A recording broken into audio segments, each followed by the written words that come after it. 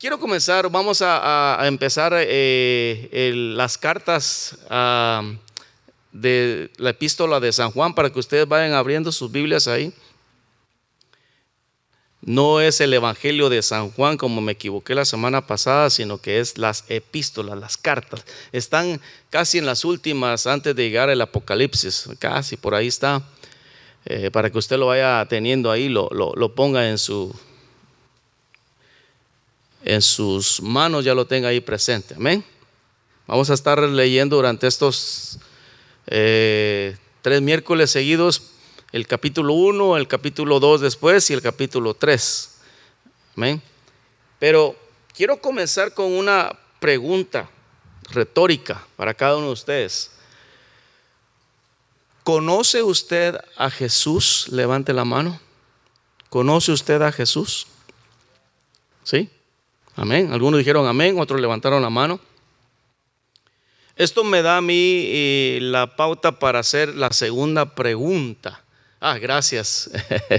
Gracias, hermano Jesús. Estamos preocupados porque no es un nuevo sistema que se está atendiendo y había mandado el PowerPoint para que podamos ver parte de lo que iba a enseñar el día de hoy. Entonces, por eso me hace a mí hacer la segunda pregunta. Y les voy a decir por qué razón.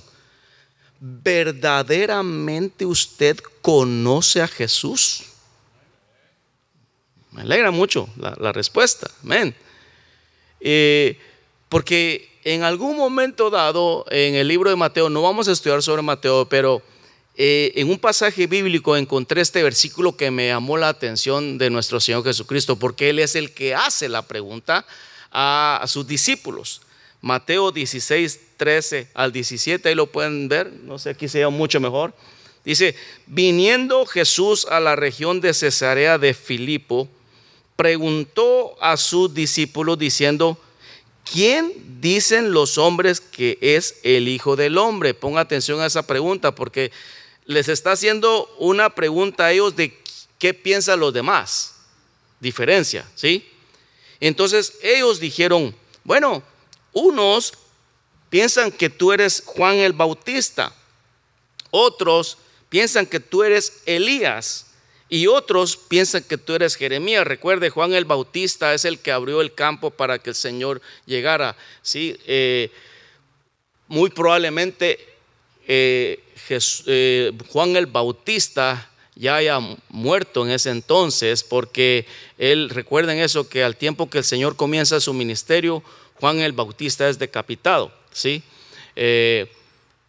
Muchos confunden al apóstol Juan con Juan el Bautista, pero son dos personajes muy diferentes. Juan el Bautista es el que inicia el camino, pero no es el Cristo, ¿sí? Muchos lo estaban confundiendo a Jesús como que él era el espíritu de Juan el Bautista. No era cierto. Dice otros: Elías, otro profeta que usted lo puede observar allá en el Antiguo Testamento, y otros dice Jeremías, y alguno que otro dice los profetas. Eso pensaba la gente que era Jesús, ¿sí? Tenía en mente.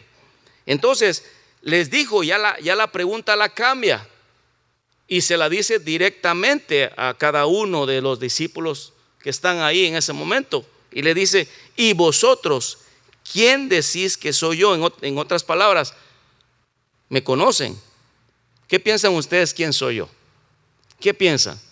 Y siempre es como el famoso Pedro, aquel que es efusivo, y responde a esa pregunta y dice: respondiendo Simón Pedro dijo: tú eres el Cristo.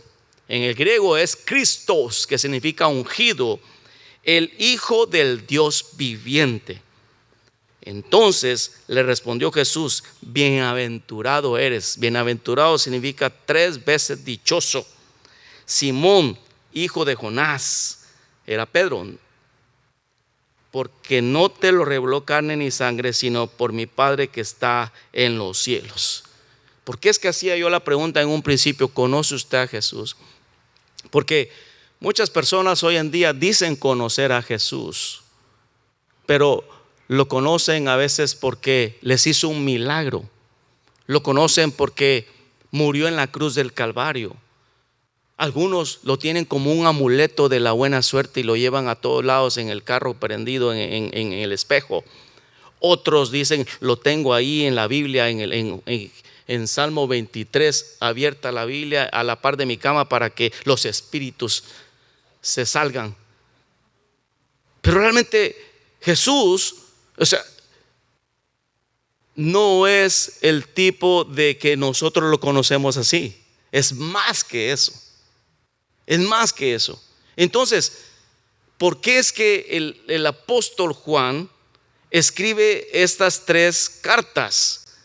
Van dirigidas a varias iglesias. Se dice que estas cartas las escribió por ahí por el año 80 después de Cristo. Y estaba en su etapa final el apóstol Juan escribiendo estas cartas, porque él estaba preocupado. Porque aquel avivamiento que estaba ya en los hechos, usted se recuerda, recibiréis poder cuando haya venido sobre vosotros el Espíritu Santo. Sí, se recuerda ese gran avivamiento cuando cae el Espíritu Santo sobre la cabeza de los que estaban ahí, los 120, y luego se propaga el evangelio por ese deseo ferviente. Así como había pasado ese tiempo, se estaba apagando ¿cómo se dice? El apaciguamiento de seguir creyendo en el Hijo del Hombre. Había una preocupación en Juan el apóstol porque era lo que estaba pasando a los cristianos en aquel entonces. Por eso mismo es que él escribe estas cartas, para que nosotros volvamos a recordar, no solamente los que estaban en aquella época, sino que también nosotros volvamos a entender quién era Jesús. ¿Quién era Jesús? Entonces, nosotros comenzamos aquí aprendiendo acerca de la carta, algo histórico, lo acabo de mencionar anteriormente. ¿Quién era Juan?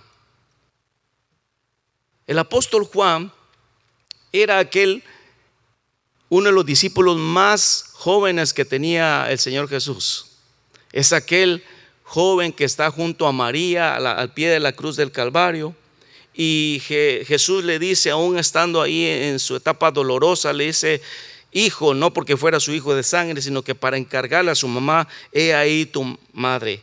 Y a la madre, a María, le dice: madre, he ahí tu hijo, diciéndole que él se encargara de su mamá. Mire qué precioso el Señor Jesús, teniendo a bien la preocupación de que alguien cuidara a su mamá, porque muy probablemente José, su papá, ya había muerto. Entonces, es el mismo. Juan el apóstol es aquel que escribe el evangelio de Juan, y también escribe el Apocalipsis, como lo acabamos de ver nosotros hace unos miércoles, y también escribe estas 3 cartas, primera, segunda y tercera de Juan. Una vez alguien dijo: oh, sí, conozco a Juan, el Juan el Bautista. No es Juan el Bautista el que escribe, es Juan el apóstol, para que quede bien claro, amén.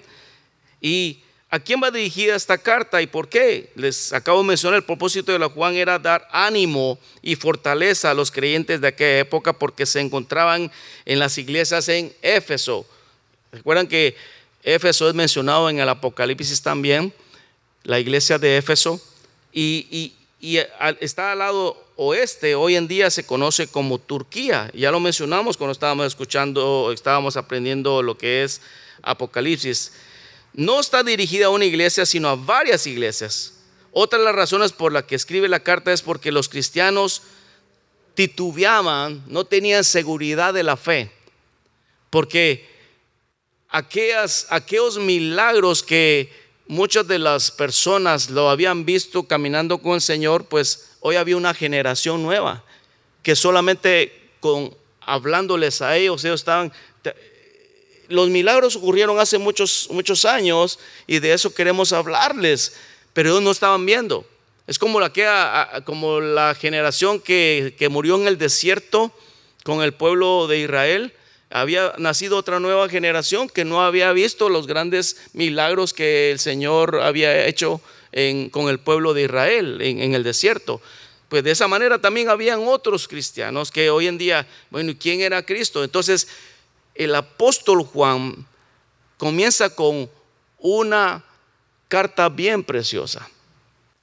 Y usted se dará cuenta también, los escritores que encontraron estas cartas definieron que era el apóstol Juan, porque cuando usted ve una carta del apóstol Pablo, ¿sí?, usted se da cuenta que el apóstol Pablo es como más educado en cierta manera, o sea, hace un saludo muy, muy elocuente, y su escritura es diferente. En cambio, el apóstol Juan también era pescador junto con Pedro. Entonces, acuérdese, tal vez el nivel de educación del apóstol Juan era muy diferente al nivel de educación del apóstol Pablo. Entonces, por eso es la diferencia, que él no comienza con ningún saludo, tanto en el evangelio como en las cartas. Él directamente, en el principio era el verbo, y el verbo era Cristo, y el verbo era con Dios, y el verbo era Dios. Así, de la misma manera en la carta, él no comienza con ningún saludo. Entonces, por esa razón determinaron que estas 3 cartas le pertenecen al apóstol Juan. Y doy gracias a Dios por su vida, porque nos da una gran enseñanza el apóstol Juan, para que nosotros, usted y yo, otra vez volvamos a decir: bueno, no se me había olvidado realmente quién es Jesús. Porque muchos de ustedes probablemente han venido a los pies del Señor porque en algún momento de sus vidas Él los levantó de la desesperación y los puso sobre el pie, sobre la roca que es Cristo Jesús, pero solo hasta ahí. Y durante el caminar con el Señor lo han ido conociendo aún más, y se han ido enamorando más del Señor Jesús, porque lo han ido conociendo más y más y más. No solamente por los milagros, porque lo amamos por lo que Él es, no por lo que Él ha hecho. O sea, es bueno lo que Él ha hecho en nuestras vidas, pero el amar al Señor por lo que Él es mucho más que eso, mis amados hermanos, porque denota que no estamos siguiendo a Jesús solo por interés, sino que estamos siguiendo al Señor Jesús porque lo amamos. Y eso es lo que quería el apóstol Juan transmitirle al pueblo cristiano en aquel entonces. Por eso mismo vemos en el capítulo 1, versículo 1, ya desglosándolo ahí, dice: lo que era desde el principio, lo que hemos oído, lo que hemos visto con nuestros ojos, lo hemos contemplado y palparon nuestras manos tocante al verbo de vida. Si usted lo lee solamente así, dice: ¿de qué estará hablando en esta carta el apóstol Juan? Puede observar usted en donde termina. ¿Quiénes tienen sus Biblias ahí? Levante su mano. No sé si sabía esta parte, pero después de la palabra principio, ¿están ahí ustedes? ¿Me siguen? Hay una letra pequeñita, no sé si la logran ver. La letra A, ¿sí? Ok, esa letra A, si usted ve hasta allá, hasta la parte más abajo de una letra bien chiquitita aquí en la parte de abajo, ¿sí? ¿Lo logran ver? La letra pequeñita. Ese tiene un propósito. En los evangelios usted va a ver, y en todos los libros usted va a ver, que comienza en cada capítulo, dependiendo de cuántos conectivos tiene, se va en letras del abecedario, y comienza aquí con la letra A. Ahora, te conecta con un pasaje bíblico en donde el lector o el escritor ya ha hablado algo acerca de esto. Si usted se da cuenta, la J, cuando ven ahí en la parte final, ahí dice JN, está abreviado. ¿Sabían lo que significa JN? Pastor César no tiene derecho a contestar. Todos los demás, ¿saben qué es JN? ¿No? Es Juan. Entonces, esa letra me está conectando con la cita bíblica de Juan 1:1. ¿Sí se da cuenta? Juan 1:1. Cada vez que usted ve una letrita chiquitita y se va a la parte final, le va a conectar con un pasaje donde ya se habló sobre esto. Y si hay más palabras que conectan, se va a ir en forma del abecedario, B, C, D y así sucesivamente. Si usted no lo sabía hoy, ya lo sabe, ahí va a estar, está abreviado. Entonces usted tiene que conocer la abreviatura de los libros. En este caso JN significa Juan. Hay otro conectivo en 1.2 donde dice hemos visto. Está JN que conecta con Juan 1.14. ¿Ve? Entonces, en los evangelios usted se dará cuenta que hay mucha conectividad con el Antiguo Testamento, en donde los profetas hablaban, especialmente cuando dice, como dice el profeta Elías. Entonces me conectaba para que usted, ¿y de dónde habla acerca de Elías en los evangelios? Entonces usted ya sabe ahora que estas letritas chiquitas le conectan con un pasaje bíblico en el Antiguo Testamento. Vea qué hermoso, la palabra de Dios, una nueva situación. Entonces podemos aquí observar en Juan 1.1 que existe un paralelismo, algo paralelo a lo que está en Juan capítulo 1 versículo 1, donde dice en el principio. La misma palabra utilizada aquí en la carta la está utilizando también ahí en Juan 1.1. Hace una afirmación de que Cristo ya estaba en el principio. La palabra principio aquí, gracias hermano Jesús, es en el griego significa arche, o se pronuncia arge, que está antes de la fundación del mundo. En Génesis hay dos palabras, este principio. En Génesis, cuando dice en el principio Dios creó los cielos y la tierra, otra vez la misma palabra con el mismo significado. Pero también en el libro del Apocalipsis, esta misma palabra principio la encontramos cuando Cristo lo afirma de quién es Él en Apocalipsis 1.8, 21.6 y 22.13, cuando dice: yo soy el alfa y la omega, principio y fin, dice el Señor, el que es, el que era y que ha de venir, el Todopoderoso. Ahora bien, ¿qué significa usted?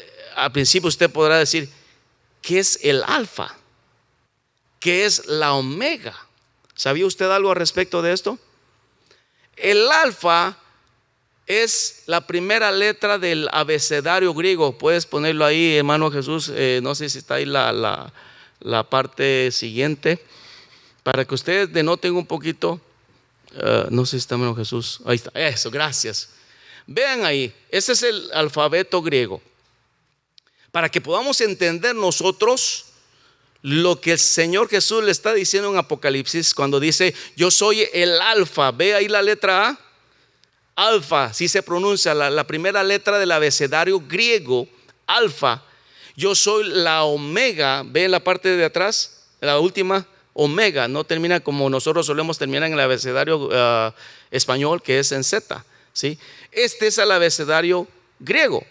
Entonces, cuando dice el Señor Jesús: yo soy el alfa y la omega, se está refiriendo a que Él estaba en el principio y Él está en el final. No hay ninguna variación en Él. Él estaba ahí cuando dice en Génesis: hagamos al hombre a nuestra imagen y semejanza. ¿Sí?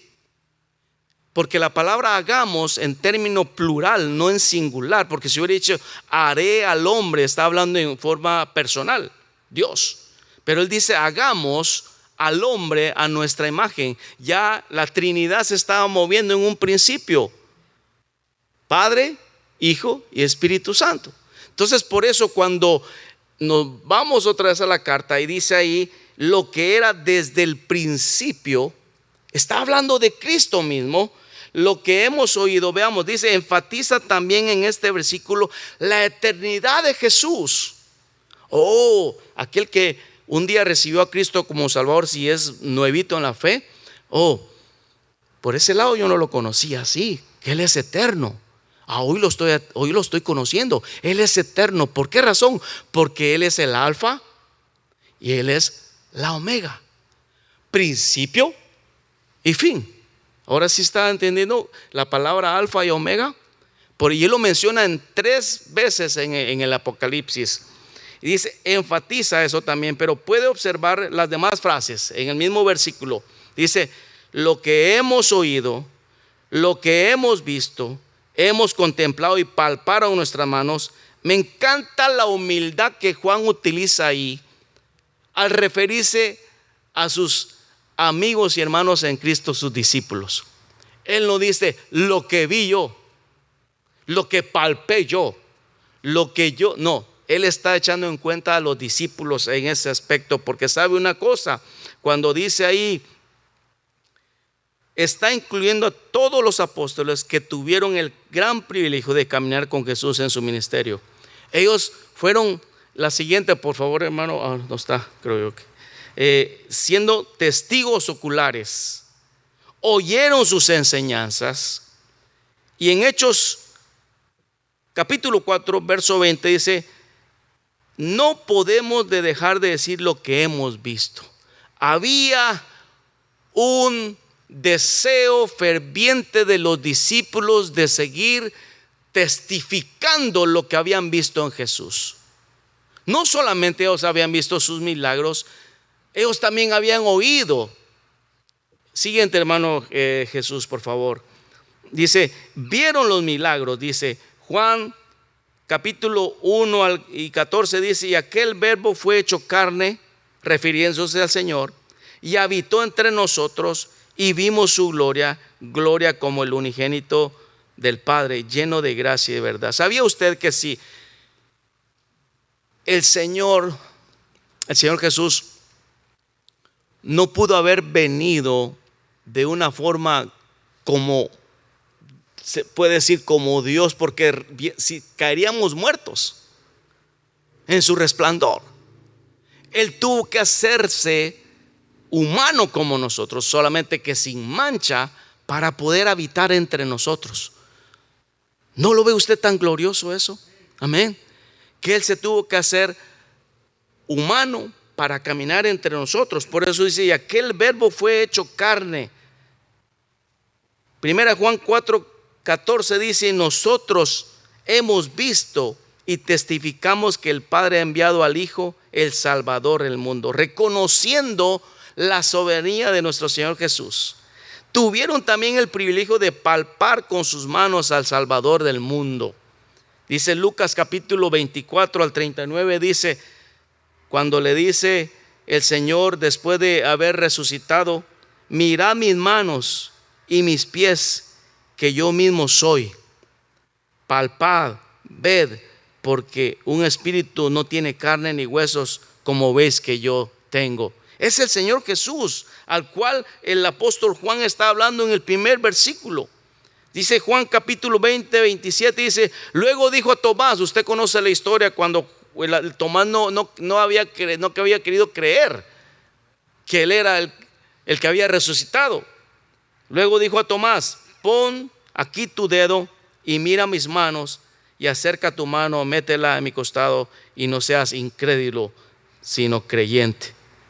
Cuando dice en el primer versículo, tocante al verbo de vida, otra palabra que quizás usted probablemente no ha entendido. ¿A qué se refiere verbo de vida? La palabra verbo viene del original griego logos. Diga conmigo logos. Logos. La palabra logos significa la palabra. Y la palabra es Cristo mismo, haciendo referencia a Él, que es la vida. Él es la vida eterna. De Él viene la vida eterna. Por eso lo vuelve a rectificar en el versículo 2 el apóstol Juan cuando dice, porque la vida fue manifestada. O sea, porque Cristo fue manifestado y lo hemos visto. Otra vez vuelve a incluir a los discípulos.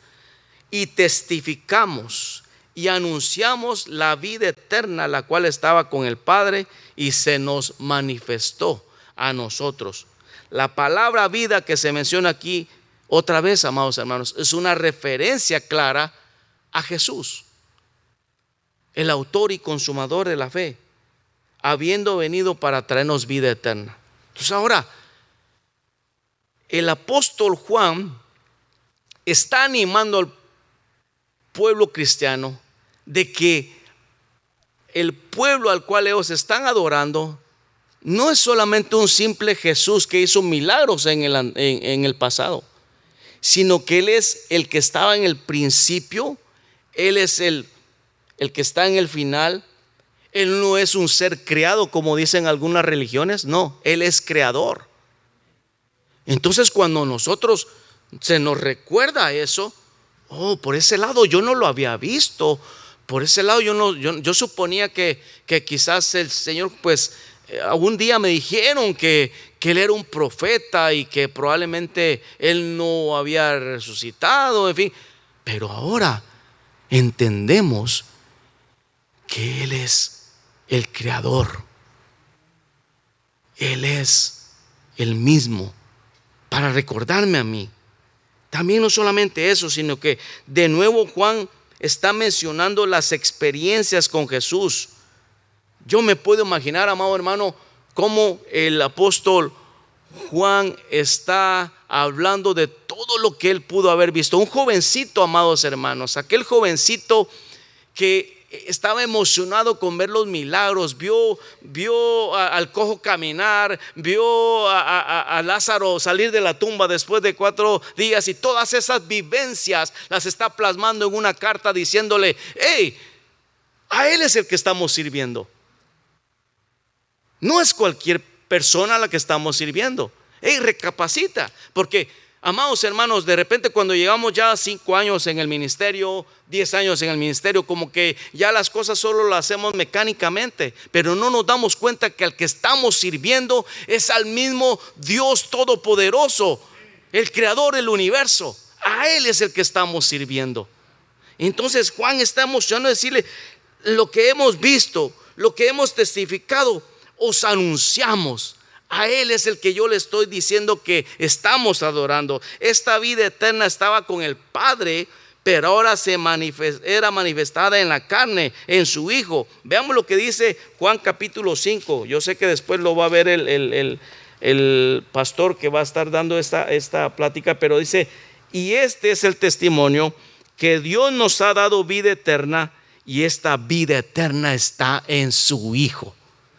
Mire, esa vida eterna está en su Hijo y nadie más. Porque, amados hermanos, en Cristo Jesús tenemos vida eterna. Veamos versículo 3, dice, otra vez lo dice: lo que hemos visto. ¿Cómo repite? ¿Ha visto estas palabras? Lo que hemos visto, lo que hemos oído. Yo pienso, como hijos de Dios, como cristianos hoy en día, mis amados hermanos, yo estoy completamente seguro que usted ha visto milagros, ¿verdad? De parte del Señor. También ha visto situaciones que usted dice: wow, que el Señor, qué tan grande eres, Padre, para haber hecho esto. Nos ha provisto de la nada, de repente ha aparecido. Entonces cuando usted habla de la experiencia con la cual, mira, yo me quedé sin trabajo y Dios me proveyó todo lo que yo necesitaba. Yo estaba enfermo y Dios me sanó. Yo lo pude ver palpablemente. Alguien me dio una palabra de ánimo, y esa palabra de ánimo ahora yo te la quiero dar a ti. ¿Por qué?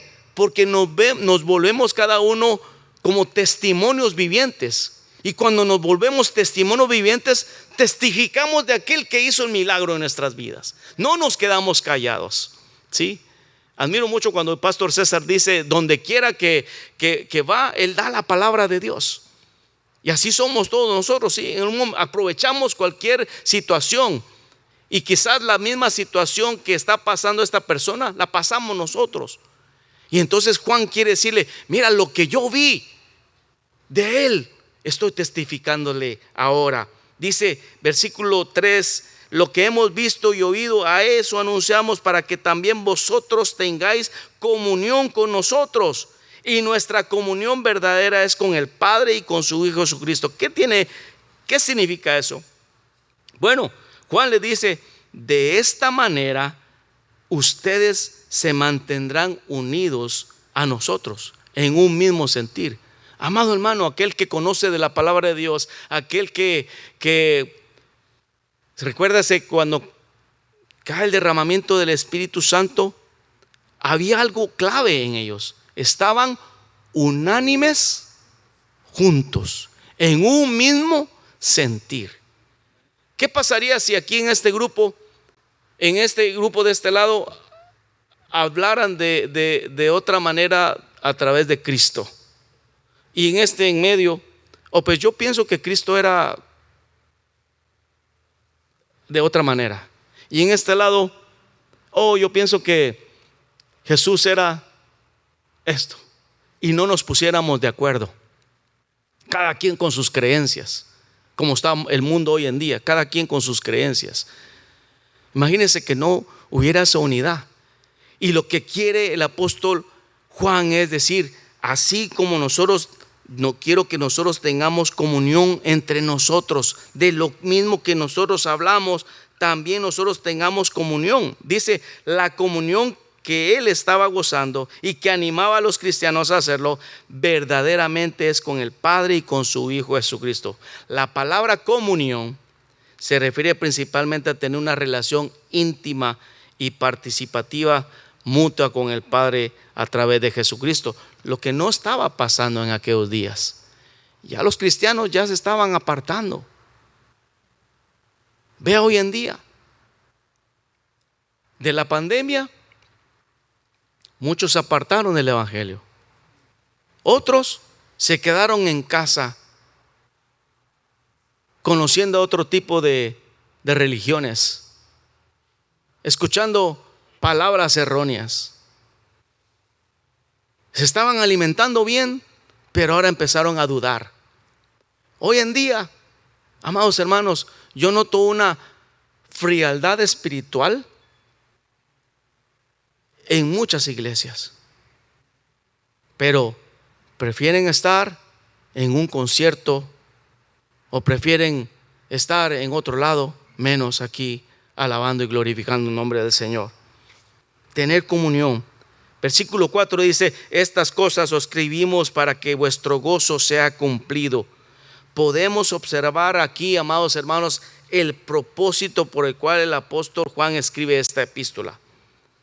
Para que el gozo sea cumplido, pero ese gozo se completa cuando andamos en Cristo y siempre aprendiendo de Él. ¿Sí? Viene la prueba, usted está en gozo. Viene la angustia, usted está en gozo. Porque sabe en quién ha creído. Sabe quién es el que lo levanta, el que lo sostiene. Él es nuestro creador. Dice, el gozo crece más cada día cuando un cristiano está en Cristo Jesús. Versículo 5 dice, este es el mensaje. Aquí está el punto hermoso del primer capítulo para que usted lo tome en cuenta. Este es el mensaje que hemos oído de Él. ¿A quién se refiere Él? Cristo. Dios es luz y no hay ninguna tinieblas en Él. Este versículo revela el mensaje por el cual Juan está plasmando estas palabras. Dios es luz. En Él no hay pecado, no hay mentira y no hay engaño. Y al no haber nada de esto, podemos declarar, amados hermanos, la pureza y santidad de Dios.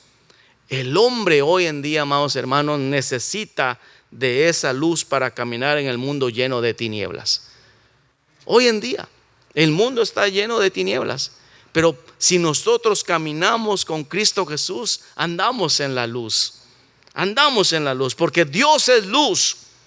Pero ¿qué sucede cuando un cristiano camina en tinieblas? Vea el versículo 6. Si decimos que tenemos comunión con Él y andamos en tinieblas, mentimos y no practicamos la verdad. Entonces, aquel que dice que tiene comunión con Él, pero es una persona que anda en pecado siempre, es un hombre mentiroso. ¿Y qué piensa Dios de los mentirosos? Dios aborrece la mentira. Vea Proverbios capítulo 12, versículo 22, dice: Dios aborrece los labios mentirosos. ¿Por qué? Porque esta persona nunca practica la verdad. Dice que tiene comunión con el Dios, pero quiere andar en el pecado. Dice que viene a la iglesia, pero durante la semana se va a un lugar donde peca. Un cristiano no puede decir que tiene comunión con Dios si camina en tinieblas y practica el pecado. Simple y sencillamente. Dice Mateo 6:24, no dice, no podemos servir a dos señores. O ama a Dios o ama el pecado. Pero hay una esperanza también, hay una promesa para los que caminan en luz. Vea versículo 7, dice: pero si andamos en luz, como Él está en luz, tenemos comunión unos con otros, y la sangre de Jesucristo su Hijo nos limpia de todo pecado. Para tener comunión con Dios necesitamos andar en la luz, así como Él está en luz. 2, y si andamos en luz, tenemos comunión unos con otros. La frase andamos está en un tiempo presente, continuo, o sea, siempre. Amados hermanos, andar en la luz no solamente los domingos en la mañana. Andar en la luz no solamente los miércoles, no solamente los tiempos de oración los viernes. Es todo el tiempo, constantemente. Necesitamos andar en la luz. Necesitamos caminar en la luz. ¿Y quién es la luz? Cristo mismo. Él es la luz. La frase la sangre de Jesucristo su Hijo nos limpia de todo pecado también se encuentra en un presente continuo. Su sangre constantemente nos está limpiando de todo pecado. Porque, amados hermanos, todavía nuestro cuerpo peca. Pero si no más adelante vamos a decir qué pasa a la persona que no se arrepiente. Hay consecuencias. Por eso cada día, amados hermanos, cuando llegamos a nuestra casa, si no lo hemos hecho durante el día, si no nos damos cuenta de repente, o nos dimos cuenta que pecamos en algo, hermanos, que no termine la noche sin decirle al Señor: Padre, perdóname por lo que hoy hice. A veces cometemos el error. Una vez escuché a un pastor y dice: cometemos muchas veces error en decirle al Señor que nos perdone, porque dice una cosa, dice: Padre, perdóname por si te ofendí. Oh, amados hermanos, es malo, está mal dicho. Ofendemos a Dios.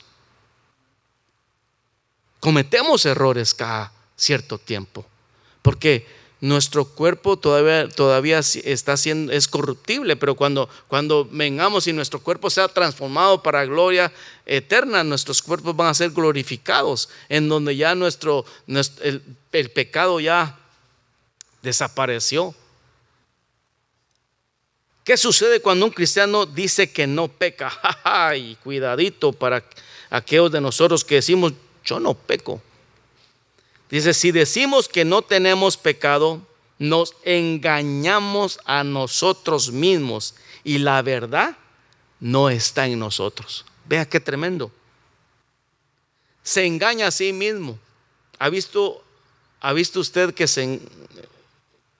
cómo ver a una persona que se está engañando a sí mismo? Como aquella persona que dice: yo soy bien pilas, y no es nada de pilas. Yo soy bien inteligente. No es así. Se está engañando a sí mismo. Es lo mismo que aquella persona que dice: yo no, ¿cómo va a pensar? Yo nunca he matado a alguien, nunca he robado a alguien, no le he hecho mal a nadie. Pero sabe una cosa, cuando hacemos una mala mirada o cuando damos una contestación mala a alguien, que alguien viene: mire, será hermanito, yo quisiera decir, ¿qué quiere? Hermanos, pídale perdón a Dios cuando llegue a la casa, por favor. Porque a veces nos damos cuenta o nos hacemos los desentendidos de no darnos cuenta. Por eso decimos, nos engañamos a nosotros mismos cuando decimos que no hemos pecado. Todos pecamos, amados hermanos. Los pastores pecamos también. Necesitamos recurrir a nuestro Dios para decir: Señor, perdóname. Porque va a ver ahorita lo que dice ahí del arrepentimiento. Dice: la verdad, dice, no está en Él. La verdad es Cristo. Porque dice Juan 14:6, yo soy el camino, yo soy la verdad, yo soy la vida. Y nadie viene al Padre si no es por mí. Todos pecamos, pero la diferencia es para aquel cristiano que peca y se arrepiente y se aparta del pecado, mientras que otros pecan y permanecen en el pecado. Esa es la diferencia. Yo me arrepiento, pero ya no vuelvo a cometer ese pecado. Si yo era una persona mentirosa, ya no voy a decir mentiras, porque el Señor me ha ido cambiando, me ha cambiado en esa parte. Cada uno sabe, como dice aquel dicho, de qué pata cojea, ¿verdad? Cada uno sabe, se conoce a sí mismo, cómo es su carácter. Y más que nada, en casa, cuando estamos casados, la persona que más lo conoce a usted es su esposa. Y también la persona a cual conoce a su esposo es la esposa conoce a su esposo como realmente es. Aquí en la iglesia caminamos como hasta de puntillas, ¿verdad? Así como que aquí así como tenemos una aureola. Nuestros hijos nos conocen también aún más, amados hermanos. Nuestros hijos. Entonces dice, no digas que no pecas, todos pecamos, pero hay una promesa para aquel que se arrepiente. Véalo, el versículo 9 dice, si confesamos nuestros pecados, Él es fiel y justo para perdonar nuestros pecados y limpiarnos de toda maldad. En la confesión de nuestros pecados hallamos el perdón siempre. Y algo hermoso, amados hermanos, es que Dios es fiel y justo. A veces nosotros nos volvemos jueces de otras personas, queriendo hacer justicia por lo que esta persona cometió. Pero ¿sabe una cosa? Dios es fiel y justo. Y si Él es fiel y justo para perdonar nuestros pecados, nosotros también perdonamos las ofensas que nos hacen. Dice ahí, Dios es fiel y justo para perdonar, pero solamente aquellos que se arrepienten genuinamente de su pecado. Y no solamente eso, hay una limpieza de toda nuestra maldad, pero existe la consecuencia del que no reconoce el pecado. El último versículo de este estudio bíblico dice, si decimos que no hemos pecado, le hacemos a Él mentiroso y su palabra no está con nosotros. Amados, ¿le gustaría a usted decirle al Señor, Señor, tú eres mentiroso, me engañaste? Pero que nadie de los que está acá. Pero sabe una cosa, dice, si está mintiendo, diciendo que no ha pecado, le estamos diciendo a Dios mentiroso. Y ese es un gran problema para un cristiano. Y la palabra de Dios dice, no está en el que peca. Es decir, aunque una persona diga que lee la palabra de Dios, pero no la pone en práctica, se engaña a sí mismo. El no tener la palabra de Dios en nuestros corazones trae consecuencias serias. Entonces, Juan, cuando escribe esta carta, el apóstol Juan va con un propósito de 3 cosas bien importantes. Primero, decirle al pueblo cristiano de esa época en quién está puesta nuestra confianza. En Cristo como creador, que está desde el principio de la creación y Él está en el final de la creación. Y que vuelvan a comprender que es el mismo Jesús, aquel milagroso también. Pero no solamente eso, sino que también deben de entender que como seres humanos necesitamos pedir perdón. Había mucha pecaminosidad en aquel entonces y necesitaban ellos recapacitar. Hey, tú dices que no estás pecando, pero estás pecando. Entonces tienes que arrepentirte, porque no estamos adorando a un Dios sencillo, sino que estamos a un Dios todopoderoso. Y Jesús es bueno Él es fiel y justo para perdonarnos y limpiarnos de nuestra maldad. Entonces, en conclusión dice, ahora que yo les hago la pregunta a ustedes, ¿conocen ustedes a Jesús? Él es el creador, reconociendo que Él es el verbo de vida, Él es el Logos, Él es el Hijo de Dios, Él es la luz, nos limpia de todo pecado, Él es fiel y justo, y nada nos impide acercarnos cada día más y más, manteniendo la vida agradable de Dios. Cuando venía entrando, se me quebrantó a mí la garganta y dije, me salieron unas lágrimas pensando en la respuesta segura que hizo Pedro cuando le dije, ¿ustedes quién creen que soy yo? Y lo dejo con esto. La respuesta que Pedro dio: tú eres el Cristo, el Hijo del Dios viviente. Él es nuestro Señor Jesús. A Él es el que nosotros venimos a adorar su nombre. No le adoro por lo que Él me hizo, yo le adoro por lo que Él es y porque le amo. Y ahora en adelante usted no va a pensar solamente, vengo aquí a la casa del Señor solo por venir a llenar un espacio de mi tiempo. No, vengo aquí a la casa del Señor porque vengo a decirle: Padre, te amo con todas mis fuerzas. Padre, te necesito cada día más. Padre, gracias por estar en mi vida. Gracias por estar en esos momentos que yo necesitaba, Señor. Y yo no me quiero apartar de ti. Y ese era el ánimo que el apóstol Juan quería darles a la iglesia de los cristianos. Que no se arrepintieran, que siguieran esos caminos. Y la misma palabra de ánimo que yo le doy, mis amados hermanos, esta noche es que, amados hermanos, estamos adorando a un Dios vivo y verdadero.